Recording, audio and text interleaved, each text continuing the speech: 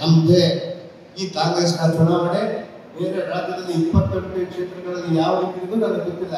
ಆದ್ರೆ 28 ಕ್ಷೇತ್ರಗಳಲ್ಲಿ ಮೊದಲನೇ ಸದಸ್ಯರಾಗಿ ಬಳ್ಳಾರಿ ಹೊರಹೊಮ್ಮದಂತೂ ಲಕ್ಷ ಮೆಜಾರಿಟಿಯಿಂದ ಗ್ಯಾರಂಟಿ ಅನ್ನುವಂಥ ವಿಚಾರವನ್ನು ಬಹಳ ಹೆಮ್ಮೆ ಆಗುತ್ತೆ. ಇವತ್ತು ನಾವು ಆತ್ಮವಿಶ್ವಾಸದಿಂದ ಈ ಮಾತನ್ನು ಹೇಳ್ತಾ ಇದ್ದೀವಿ. ಒಂದು ಬಹುಶಃ ಬಿಜೆಪಿ ಅವರು ಏನೇನೋ ಹೇಳ್ಕೊಂಡು ಬರ್ತಾ ಇರ್ತಾರೆ, ಒಂದು ಸುಳ್ಳುಗಳನ್ನು ತೆಗೆದುಕೊಂಡು ಬರ್ತಾ ಇರ್ತಾರೆ, ಇವತ್ತು ಅವರೇ ಓಡಾಡ್ಕೊಂಡು ಹೋಗ್ತಾ ಇರ್ತಾರೆ. ಅವ್ರು ಯಾರು ಕೂಡ ಕೈ ಕೊಡಬೇಕು. ಒಂದು ಮಾತನ್ನು ನಾನು ಹೇಳಲಿಕ್ಕೆ ಇಷ್ಟಪಡ್ತೀನಿ. ಕಳೆದ ಎಲ್ಲ ಚುನಾವಣೆಗಳಲ್ಲಿ ಬಿಜೆಪಿ ಪಕ್ಷದವರು ಬಹಳಷ್ಟು ದೊಡ್ಡ ಸಂಖ್ಯೆಯಲ್ಲಿ ನಮ್ಮನ್ನ ಬೆದರಿಸ್ತಾ ಇದ್ದಾರೆ, ನಮ್ಮ ಕಾರ್ಯಕರ್ತರನ್ನ. ಆದ್ರೆ ಈ ಬಾರಿ ನಮ್ಮ ಕಾರ್ಯಕರ್ತರು ತಂಟೆಗೆ ಬಂದ್ರೆ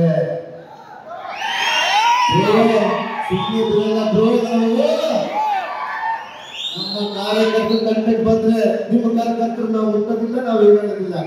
ನಮ್ಮ ಪ್ರಣಾಳಿಕೆ ಏನಿದೆ, ನಮ್ಮ ಕಾಂಗ್ರೆಸ್ ಪಕ್ಷ ಏನಿದೆ, ನಮ್ಮ ಕಾಂಗ್ರೆಸ್ ಪಕ್ಷ ಏನ್ ಹೇಳಿದ್ರು ಅದನ್ನು ಹೇಳ್ಕೊಂಡು ಹೋಗ್ತೇವೆ ಹೊರತು ಏನಾದ್ರೂ ಅಪ್ಪಿ ನಮ್ಮ ಒಂದು ಕಾರ್ಯಕರ್ತರಿಗೆ ಎಲ್ಲಾದ್ರೂ ಏನಾದ್ರೂ ಟಚ್ ಮಾಡಿದ್ರೆ ನಾವಂತೂ ಬಿಡಲ್ಲ ಬ್ರೋ.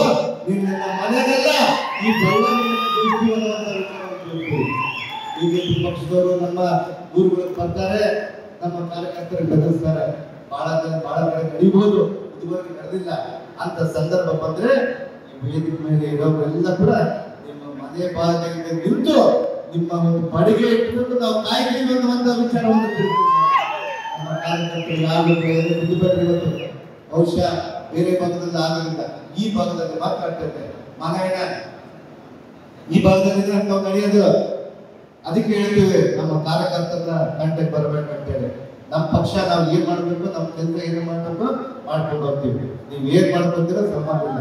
ಆದ್ರೆ ನಮ್ಮ ಕಾರ್ಯಕರ್ತರು ನಮ್ಮ ಪಕ್ಷ ಬಂದ್ರೆ ನಾವು ಸುಮ್ಮನೆ ಕೂಡಲ್ಲ ಅನ್ನೋ ವಿಚಾರವನ್ನು ಹೇಳ್ತೀವಿ. ಕಳೆದ 16 ವರ್ಷದಿಂದ ಸುಮ್ಮನೆ ಕುಂತಿದ್ವಿ. ಈ ಬಾರಿ ಮಾತ್ರ ಜಿಲ್ಲಾ ಉಸ್ತುವಾರಿ ಸಚಿವನಾಗಿ ನಾನು ಹೇಳ್ತೀನಿ, ನಮ್ಮ ಎಲ್ಲಾ 4 ತಾಲೂಕುಗಳಲ್ಲಿ ನಮ್ಮ ಕಾರ್ಯಕರ್ತರನ್ನ ಯಾರನ್ನ ಮುಟ್ಟಿದ್ರೆ ನಾವೆಲ್ಲ ಕೂಡ ಬಂದು ಹೋರಾಟ ಮಾಡ್ತೀವಿ. ಬಹುಶಃ ನಾವೆಲ್ಲ ಒಟ್ಟಾಗಿ ಸೇರಿ ನಮ್ಮ ಪಕ್ಷವನ್ನ ಹೊರತುಪಡಿಸಿ ನಮ್ಮ ಪಕ್ಷವನ್ನು ಬೆಳೆಸೋಣ. ಯಾವ ರೀತಿ ಗೆಲ್ಸ್ಬೇಕು? ಮನೆ ಕೆಲಸದ ಗೀಡೆಷ್ಟು ಕೊಡ್ತೀವಿ. ನಮ್ಮ ಸೋದರ ನನಗಿಂತ ಜಾಸ್ತಿ ಕೊಟ್ಟರೆ ಗೀರ್ ಕೊಟ್ಟರೆ ಪರವಾಗಿಲ್ಲಪ್ಪ.